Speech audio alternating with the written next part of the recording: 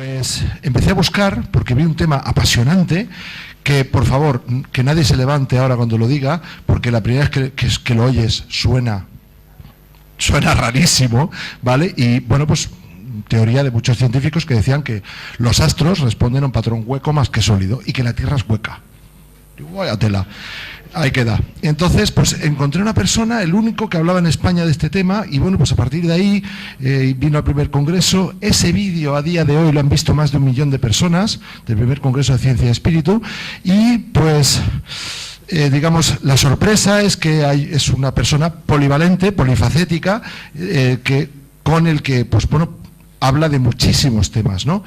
Colaboro con él todos los viernes, nos oímos por la radio, él y yo, en el programa Camino del Misterio. Ahora vamos también juntos, invitados a otro congreso de Madrid.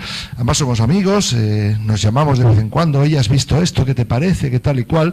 Y para mí es un honor ser amigo suyo, porque para mí, lo digo sinceramente, y ahora que no me oye, para mí es el mejor, ¿vale? O sea que, la verdad.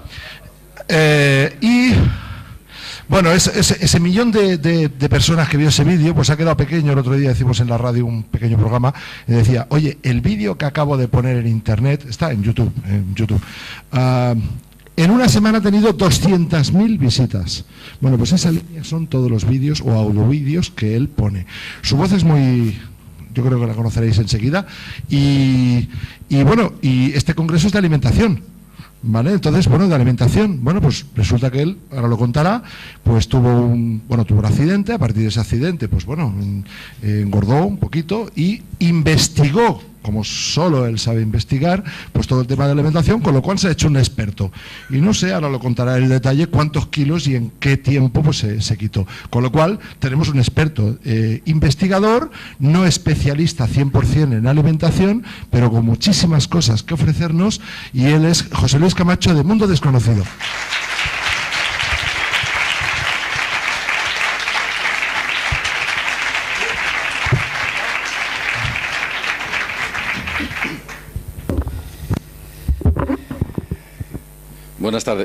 Buenas tardes a todos y gracias por estar aquí.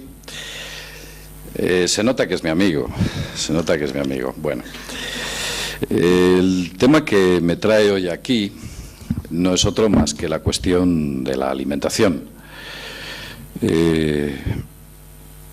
No es habitual que yo hable sobre mí, no suelo hacerlo, pero en esta ocasión y como ejemplo práctico, qué mejor que hablar sobre una experiencia que tuve. Concretamente, os voy a poner 2 fotos. Una fue antes y otra es después. La diferencia entre una foto y otra son 40 kilos de peso. En estos momentos me pilláis en baja forma, la verdad es que estoy de vacaciones a esos niveles. Pero os voy a poner la foto de cómo me encontraba y cómo conseguí cambiar, creo que fue en 5 meses. Bien, esta es la fotografía. La de la derecha, que podéis ver a vuestra izquierda, es una fotografía o una imagen sacada de un canal de Castilla y León en una entrevista que me hicieron. Y la de la derecha fueron 5 meses después.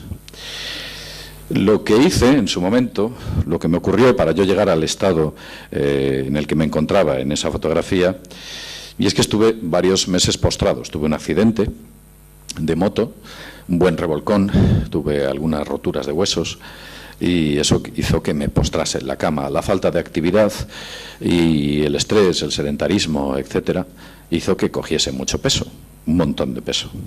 Algo, bueno, pues dramático para mí. Empecé a investigar la cuestión de la alimentación. Es curioso porque la condición humana no es así. No es así, la condición humana natural es así.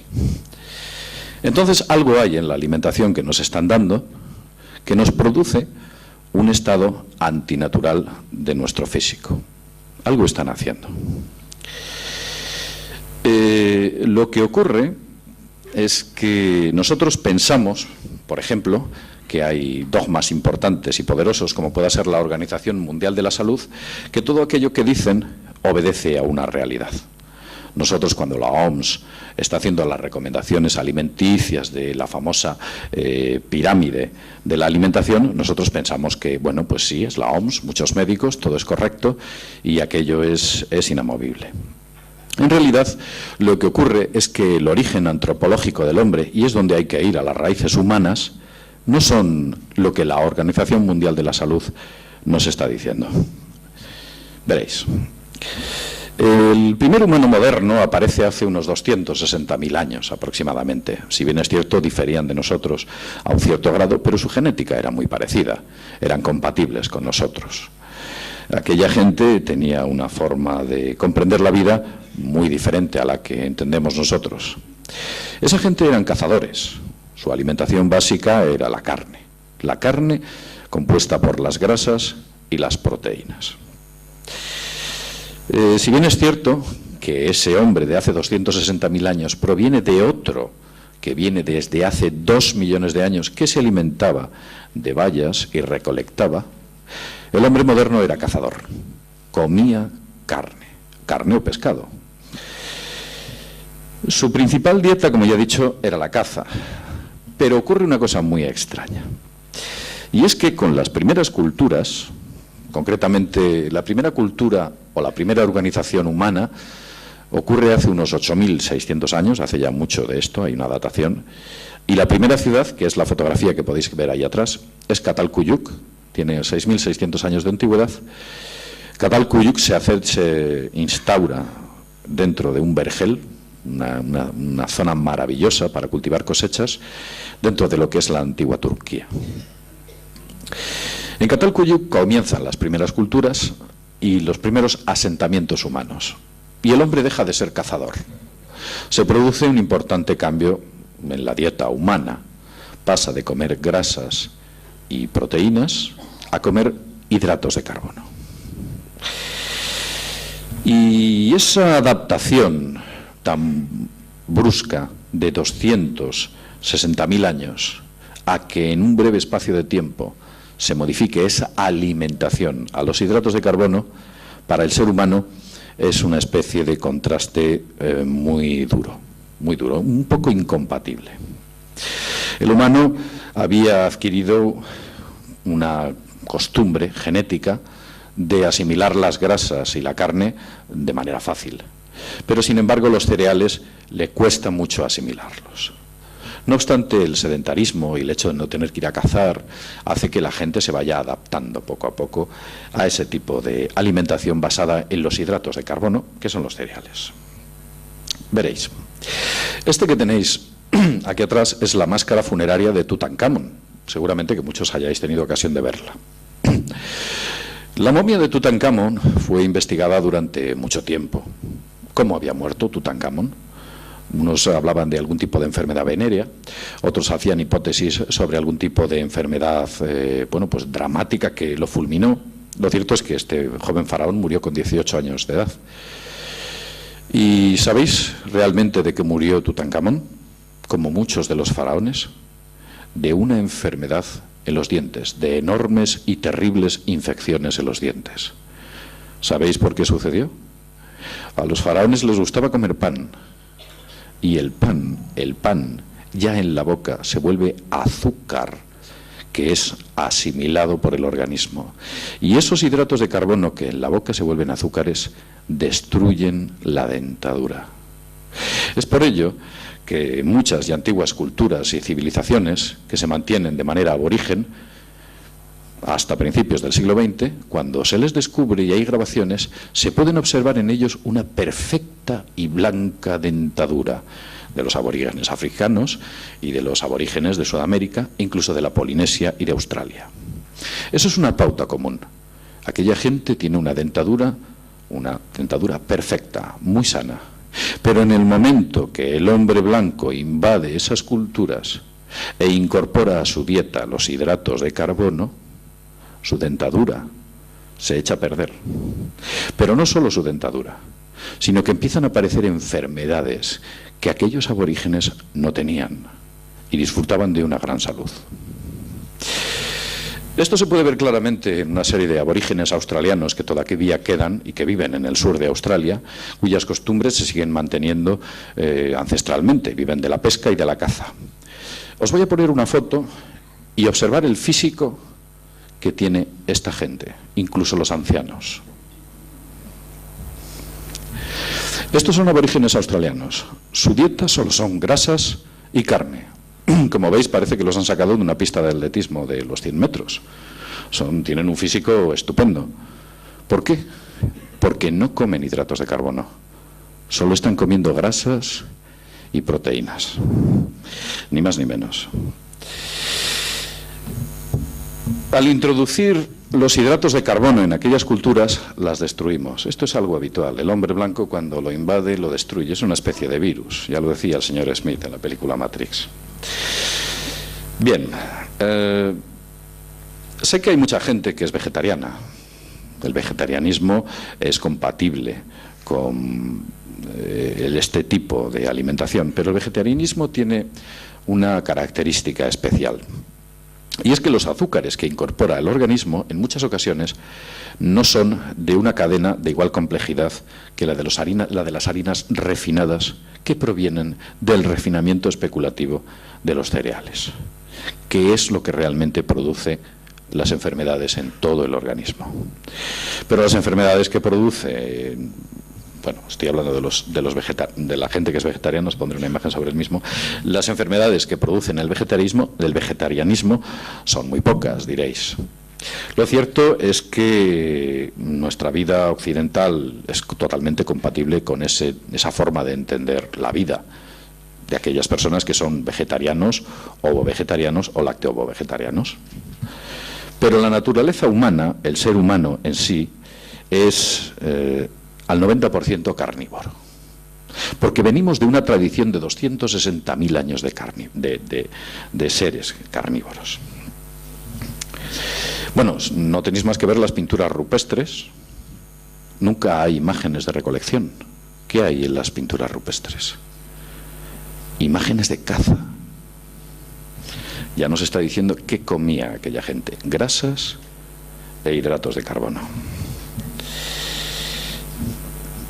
Os voy a poner un ejemplo. Estas son unas clásicas imágenes de caza y seguramente en Internet tendréis un montón de ellas en las cuales ya desde el Neolítico y mucho antes, desde las primeras representaciones gráficas que hay en las más antiguas culturas, la imagen del aborigen cazador o de esas viejas culturas cazando es algo, una cuestión habitual. Si bien es cierto, supongo que en temporadas en las cuales la caza bajaba, aquella gente se alimentaba de lo que recolectaban. Por eso hablo de que a un 90% somos carnívoros y a un 10% no. Continúo. ¿Por qué los hidratos de carbono se imponen en la dieta? ¿Qué es lo que ocurre? ¿Por qué se imponen? Porque los vemos por todos los lados. En nuestra cultura occidental, los hidratos de carbono están en todos los sitios. Pues muy fácil. El hidrato de carbono es muy barato. Es mucho más barato que la grasa y la proteína. La proteína y la grasa es cara. No vale lo mismo el pescado que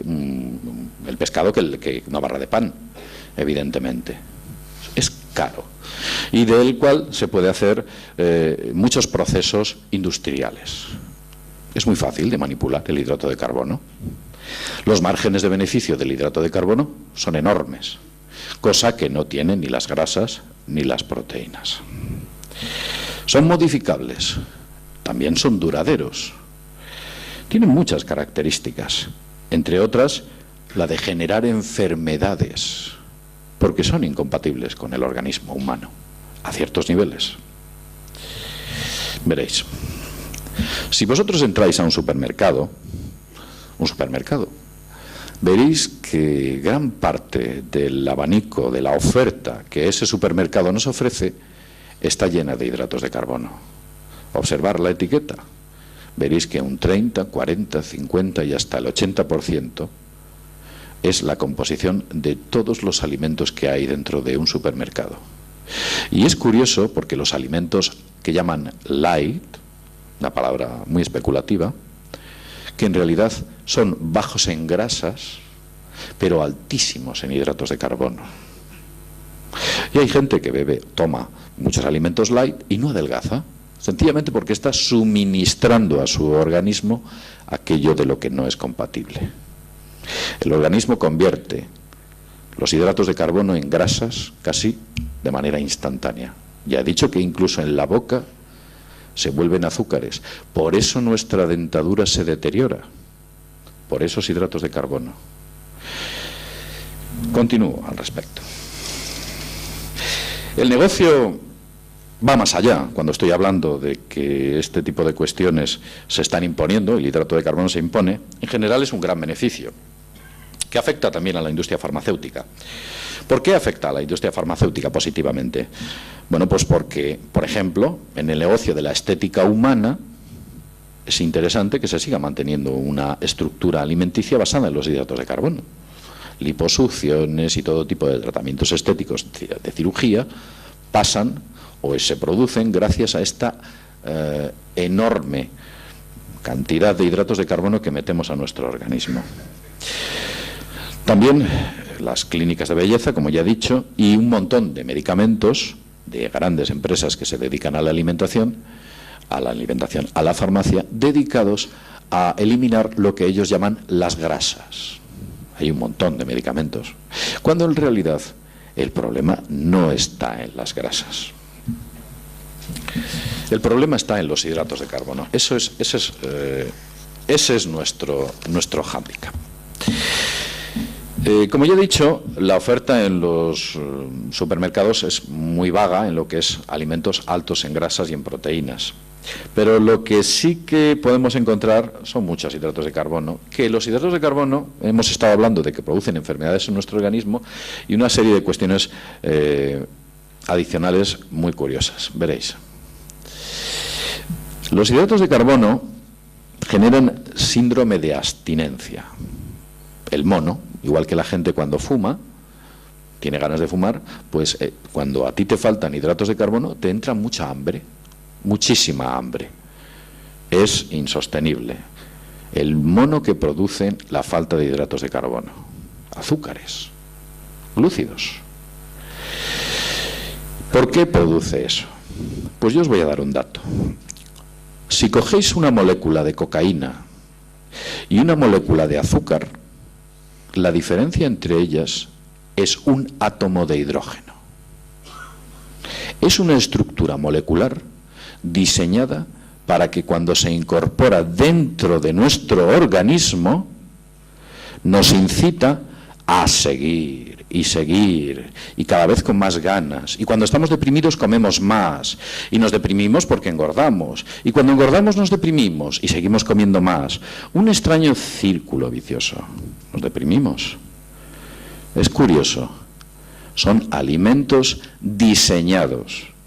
Además es curioso que nos entreguen esos cereales unos supuestos dioses que vienen de no sé qué sitio y empiezan a crear las primeras culturas y las primeras ciudades y asentamientos humanos. Parece que todo viene predestinado. Bien, luego hay otra cuestión importante. Si os dais cuenta, los medios de comunicación imponen unos roles de belleza.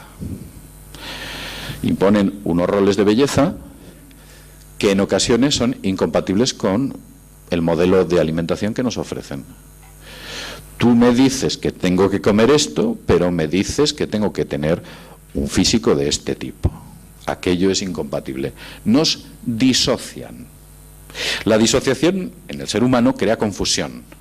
Porque si yo como lo que tú me das y me pides lo que me pides para mantener ese rol estético, nunca lo voy a conseguir. Y el hecho de que yo no alcance la meta que tú me propones me induce a una frustración social que horada mi voluntad. Pero esto es algo habitual. No solo ocurre en la alimentación, ocurre en otras muchas cuestiones adicionales.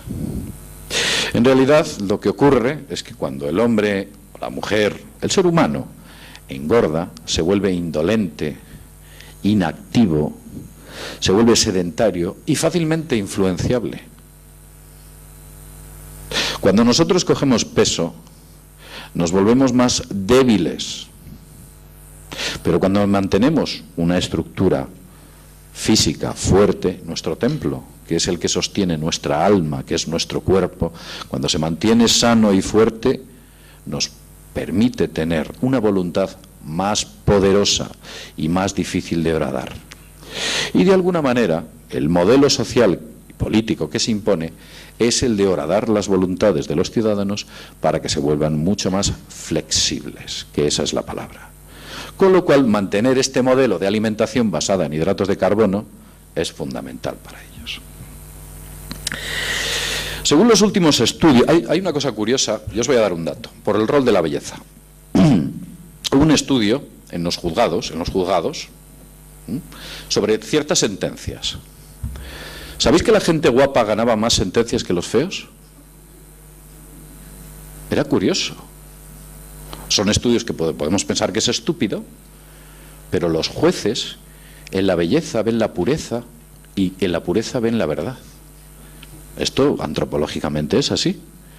Si una víbora disfrazada de belleza se nos acerca y habla con nosotros, le daremos una oportunidad antes que alguien que no tiene ese rol de belleza. Porque nosotros tenemos una especie de idea preconcebida de que lo bonito es lo bueno. Pues por eso las estadísticas indican que en los juzgados aquellas personas que eran menos agraciadas físicamente, eran obesas o tenían algún problema, eran tendentes a perder sus juicios. Una cosa curiosa. Bien, según los últimos estudios, y son muy recientes, se ha descubierto que lo que produce el hidrato de carbono cuando entra dentro del organismo es un grado de toxicidad. Vosotros habéis oído que, bueno, hay un mito por ahí que dice que ciertos atletas, poco antes de correr o de un gran esfuerzo físico, incorporan azúcares a su dieta para que de alguna manera explote y dé esa explosión de fuerza que necesitan. Esa explosión de fuerza es una intoxicación, es una reacción que producen esos hidratos de carbono en nuestro organismo. Otro dato que mucha gente no conoce es lo siguiente. Todo esto que os estoy contando es con la praxis. ¿Habéis visto la primera foto? 40 kilos. Si lo hacéis, os funcionará. Bien, es que si vosotros elimináis los hidratos de carbono de vuestra dieta y solo coméis grasas y proteínas, veréis que os desaparece el hambre. No tenéis hambre. Misteriosamente, al cabo de 4 días, cuando ese mono desaparece, es como el fumador. Cuando ese síndrome de abstinencia desaparece, el hambre ya no os horada. La avidez por buscar algo en ese frigorífico, veis los platos y coméis lo justo, como que escucháis mejor a vuestro cuerpo y vuestro cuerpo os dice hasta aquí. No os volvéis ansiosos. Esas cosas desaparecen. Si incorporas grasas y proteínas a tu organismo y haces desaparecer los hidratos de carbono, el hambre desaparece de vuestro sistema nervioso. No tenéis hambre. Coméis en ocasiones por comer. Creedme. Las cosas van bastante más allá. El dato es que la OMS, la Organización Mundial de la Salud, todas estas cosas las conoce. Pero ¿quién está detrás de la OMS? Las Naciones Unidas. Y las Naciones Unidas realmente se ha demostrado que tienen un grado de corrupción muy importante y tienen importantes vínculos e intereses con el Fondo Monetario Internacional, el FMI, y otras organizaciones, incluso algunas de ellas bélicas. Es un juego en el que la alimentación forma parte, a través de la OMS, que conoce esto. Y cuando nos está la Organización Mundial de la Salud, cuando nos da, es un tema que voy a hablar ahora, cuando nos da esa famosa pirámide de la alimentación y nos dice, no, tenéis que comer muy pocas grasas y un montón de hidratos de carbono, inflaos a hidratos de carbono, comer hasta aburriros. Es verdad, pues en la parte baja está el pan, los cereales, pues no sé, la pasta, los arroces. Ellos dicen que sí, que te infles a hidratos de carbono. Si cogemos esa pirámide y la invertimos, que es lo que básicamente hice yo, es como realmente recobras la salud. Desaparece tu hambre, tu espíritu cobra y gana en fuerza y en ilusión. Ves las cosas desde una perspectiva o desde una óptica mucho más optimista. Cambias, tu química cambia. Pero esto, evidentemente, quizás la OMS no esté para lo que realmente dicen. Ya dijo Jordan Maswell que nada es lo que parece. Y tal vez eso le ocurra también a la Organización Mundial de la Salud. Bien. Alguien, como ya he dicho antes, les interesa disociarnos estéticamente y lo está consiguiendo. Nos están volviendo locos. Pero hay una cuestión adicional. La gente piensa que cuando nosotros comemos grasas, sí que es cierto que hay dos tipos de grasas. La grasa animal saturada no es tan buena como la grasa vegetal o la grasa marina. Pues cuando nosotros comemos grasas, lo que hay es una idea dentro de la gente es que la grasa va por una especie de autopista a gran velocidad y se nos coloca aproximadamente a esta altura. A algunas personas un poco más atrás y abajo. El mundo piensa eso. Para que el cuerpo humano asimile la grasa, tiene que hacer muchas cosas y consumir mucha energía. Tiene que hacer acetona y una serie de procesos químicos muy complejos. Pero para que el cuerpo transforme una molécula de hidrato de carbono en grasa, lo hace instantáneamente. Eso sí que va por vía rápida. Las grasas, cuando se asimilan por parte del cuerpo humano, requieren un enorme proceso energético. Gasta muchas calorías. Vamos a pasar a otro punto, porque no solo nos hemos centrado en las grasas, en los hidratos de carbono y en las proteínas. ¿Qué función tiene cada uno y cómo debería operar sobre nosotros? Tal vez esta palabra os suene. Omega 3. ¿Os suena? Omega 3. Es un aceite marino, que viene un aceite de ciertos pescados. Ese aceite, dentro del organismo, es oro líquido. Los efectos que produce son alucinantes. Es el mejor remedio antidepresivo que existe. El omega 3, el más poderoso antidepresivo que existe. Y funciona. Algo que está encubriendo a la industria farmacéutica, favoreciendo medicamentos basados en la fluoxetina, creando antidepresivos, como tales como el Prozac. Remedios y aceites naturales como el omega 3 lo que hacen es que alimentan la amielina, que es una especie de grasa que rodea nuestras neuronas, y la hace florecer. Si hacéis la prueba y tomáis unas pastillitas de omega 3 durante una temporada, empezaréis a notar como vuestras ganas de vivir, vuestro optimismo y vuestra forma de ver la vida mejora notablemente. Yo os instaría a que hicierais la prueba o a recomendar a aquellas personas que están padeciendo procesos depresivos a que intenten aportar a su organismo algún complemento basado en omega 3. Y luego hay otra cuestión, independientemente del omega 3, que a mi juicio también es dramática. No sé si os dais cuenta que las vitaminas están a la baja. En los centros de salud nadie receta vitaminas. Los médicos no las recetan. La Seguridad Social no las cubre. Y su utilización cada vez es más pequeña, en pro de medicamentos complejos y caros. Las vitaminas son muy baratas, fáciles de sintetizar, baratas, y que producen en nuestro organismo resultados impresionantes. Porque algunas de ellas, debido a nuestro entorno de vida tan artificial que nos han impuesto, hacen que suframos importantes carencias de vitaminas. Si incorporamos vitaminas a nuestro sistema con una cierta regularidad, veremos que ese espíritu se fortalece. Y todo aquello que nos hace fuertes y todo aquello que nos hace resistentes, parece que hay ciertos poderes que no le interesa. ¿De acuerdo? Y entre esas cosas está el omega 3 y las vitaminas. Eso nos hace fuertes, endurece nuestro espíritu, lo hace fuerte. En pro de los antidepresivos, que esos sí que los recetan. Y por cierto, con mucha alegría. Cada vez las recetas de antidepresivos no solo son con mucha alegría, sino que a los niños de corta edad se les receta de una manera como bastante habitual. Este niño es hiperactivo, hay que darle un antidepresivo. Y si veis que sigue hiperactivo, le dais 2, y si no, toda la caja. Bien, vamos a continuar. Veréis, hay una cuestión muy extraña, yo le llamo el misterio de las calorías. Esto es francamente alucinante. Os cuento. Las necesidades calóricas del hombre adulto, un hombre adulto medio, son de unos 2.500 kilocalorías al día, 2.900 kilocalorías al día. Las de una mujer son de 2.200 aproximadamente, más o menos. Lo que ocurre, la diferencia entre ambas es debido a su masa muscular. El hombre, al tener más masa muscular, necesita más energía, nada más. Por eso hay una diferencia ahí entre el hombre y la mujer. A nivel cerebral y a otros niveles del organismo, pues somos exactamente iguales. Lo único que nos diferencia es la masa muscular. Hay una cosa muy extraña.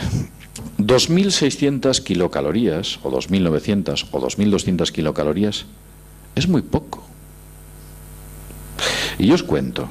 Una caloría es la energía. ¿Qué es una caloría? Una caloría es la energía calorífica necesaria para elevar 1 grado Celsius, 1 gramo de agua de 14,5 grados a 15,5 grados. Quiero decir, si una caloría es capaz de subir 1 grado de temperatura, 1 gramo de mi cuerpo, o 1 gramo de agua de mi cuerpo, ¿cuántas calorías necesita para mantener 80 o 90 kilos? Muchas. Muchas más que 2.600 o 2.900. Concretamente, necesitamos, para mantener a un hombre adulto que pesa 80.000 gramos, necesitamos 2.900.000 calorías, que son 2.900 kilocalorías según la OMS. Pero sin embargo, y vamos a lo que la ciencia dice, un cadáver a las 2 horas se queda frío, pierde toda la temperatura. Para que nuestro organismo sostenga esos 37 grados de temperatura, solamente para eso, necesita la cifra de 12.000 kilocalorías cada 24 horas. Calentar el cuerpo humano o sostener el cuerpo humano a 37 grados.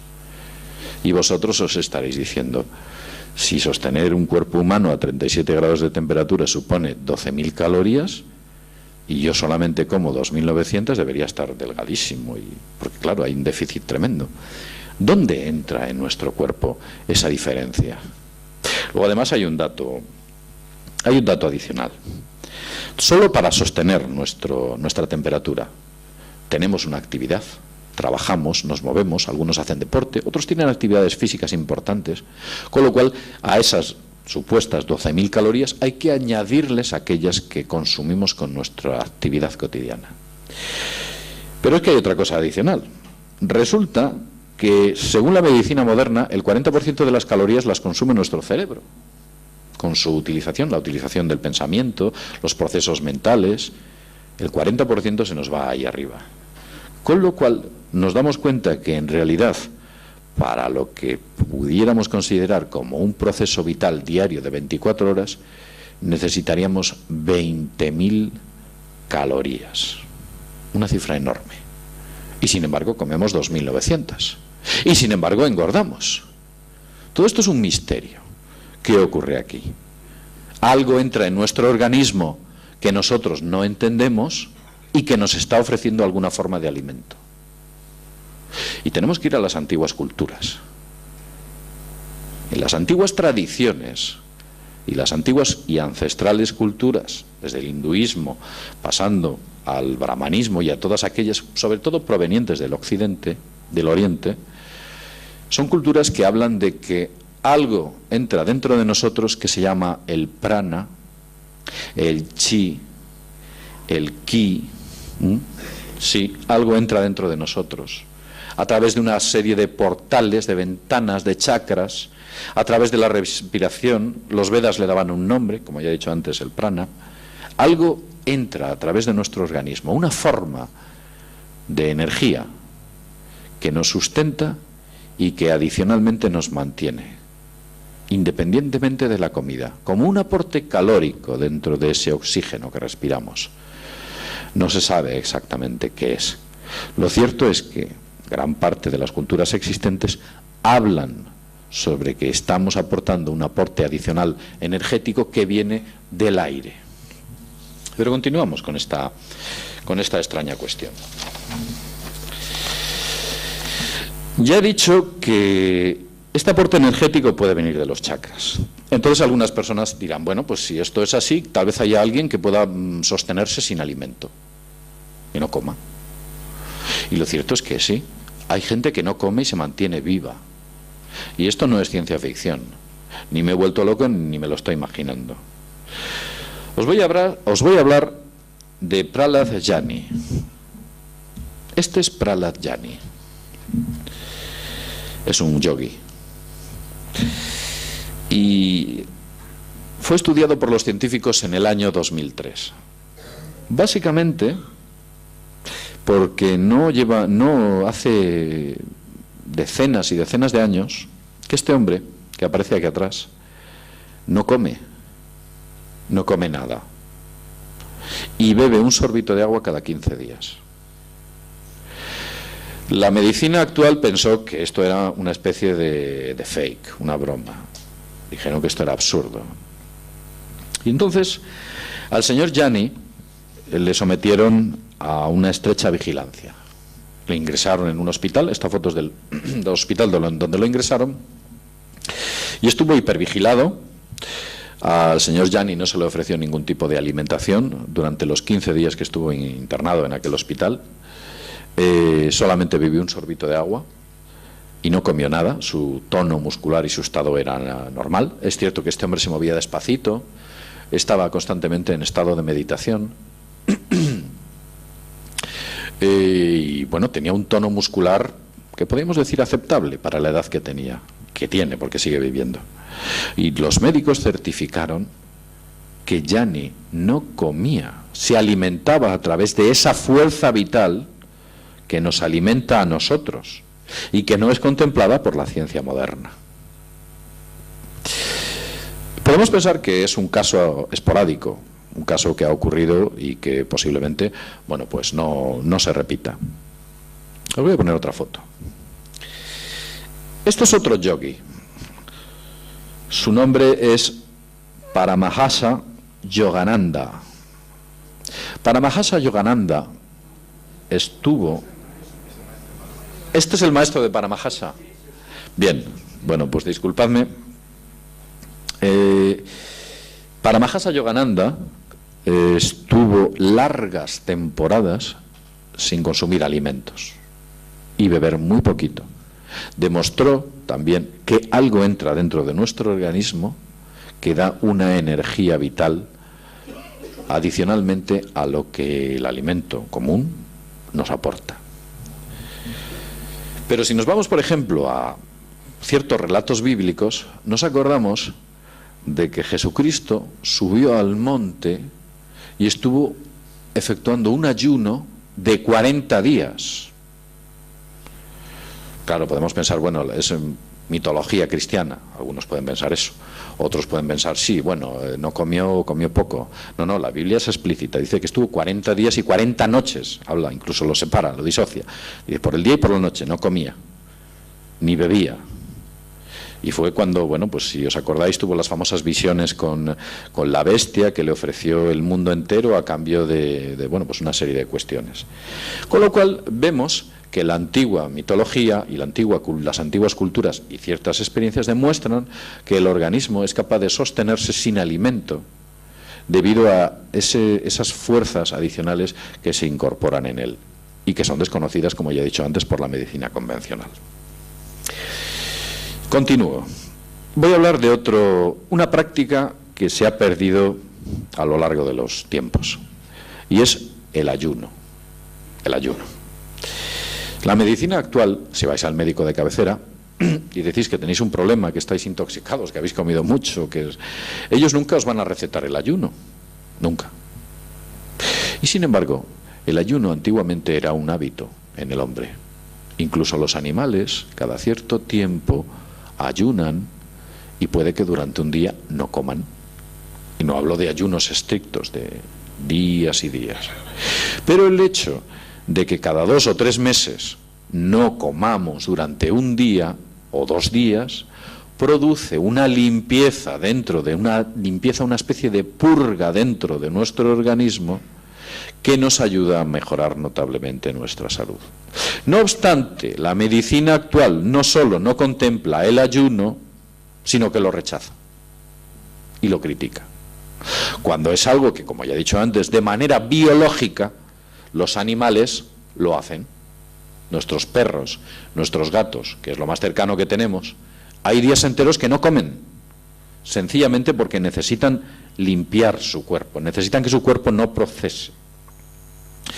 Y sin embargo, este modelo de vida que tenemos consumista y la publicidad sobre comer, consumir y entrar en una serie de ciclos, todos estos ciclos de la alimentación, evidentemente ni siquiera contemplan de lejos la posibilidad de que usted durante un día no esté comiendo, no esté consumiendo.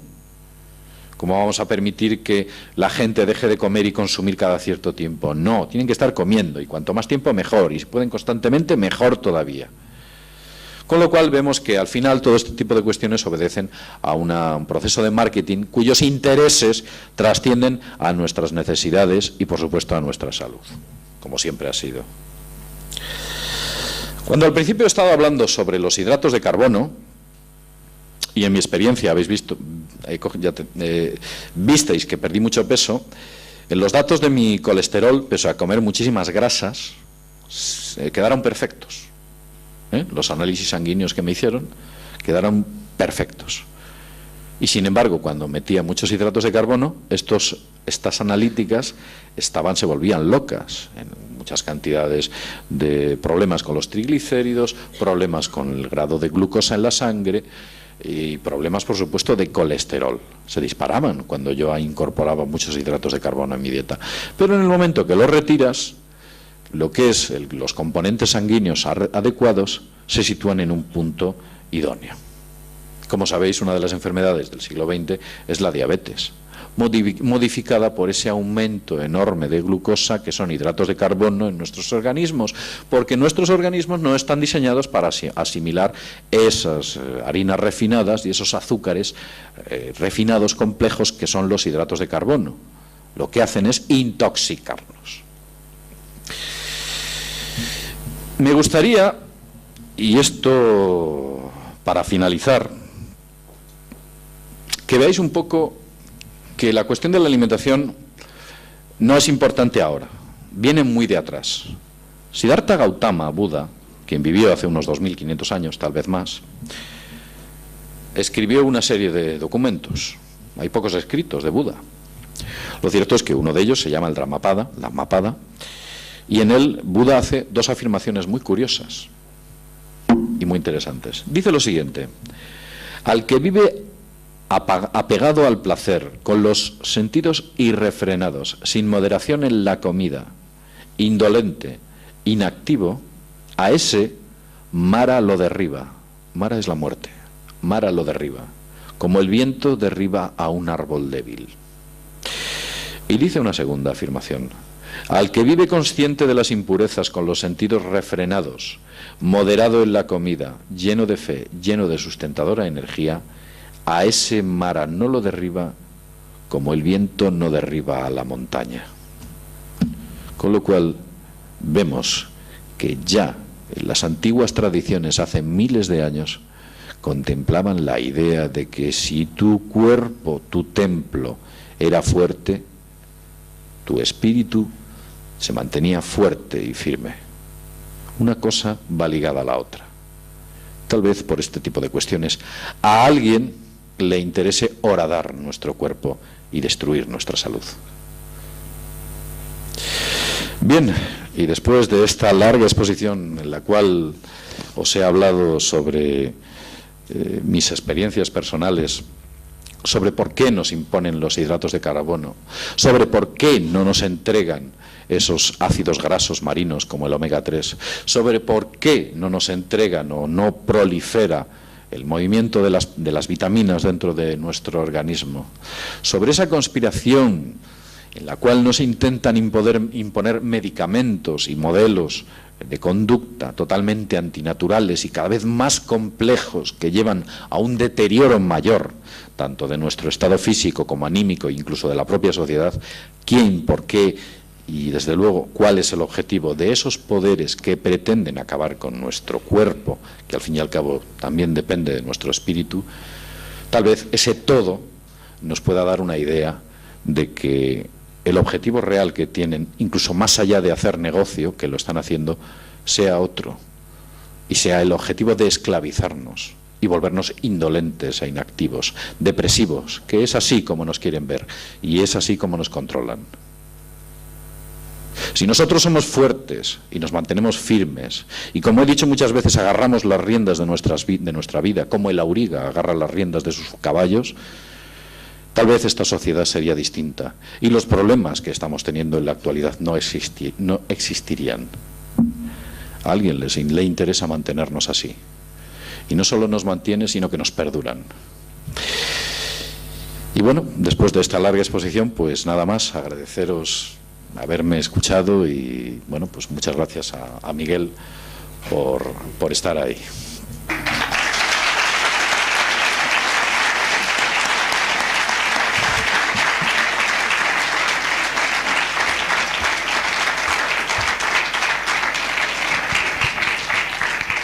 Gracias. Hola. Sí. Quería preguntarte, cuando hablas de hidratos de carbono, te refieres, por lo que yo he entendido, que decías, te referías a los hidratos de carbono industriales, ¿no? Exactamente. Claro, porque si no hay mucha información sobre el tema de alimentación, quizás lo que yo he oído de ti podría llevarme a una confusión, porque los hidratos de carbono de los cereales integrales son totalmente azúcar lento, es muy importante. Yo, por ejemplo, llevo 30 años comiendo hidratos de carbono y no estoy gorda.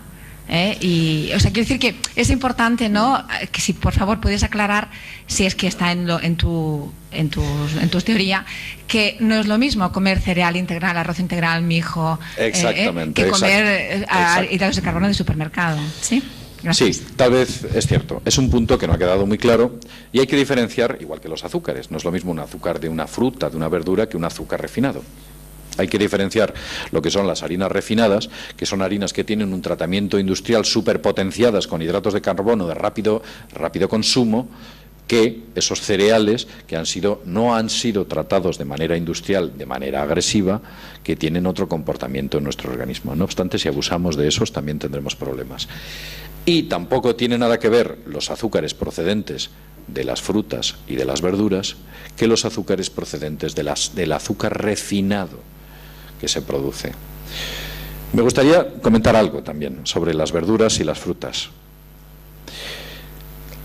Las frutas son medalla de bronce, las verduras son medalla de oro para nuestro organismo. Eso también es cierto.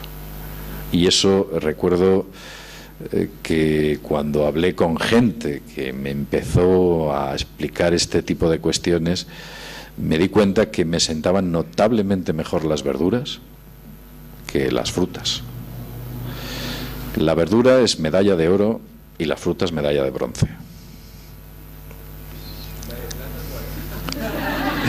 Bueno, en realidad es una forma... vamos a ver, eso es absurdo. Estoy tratando de decir a qué nivel está una y a qué nivel está otra.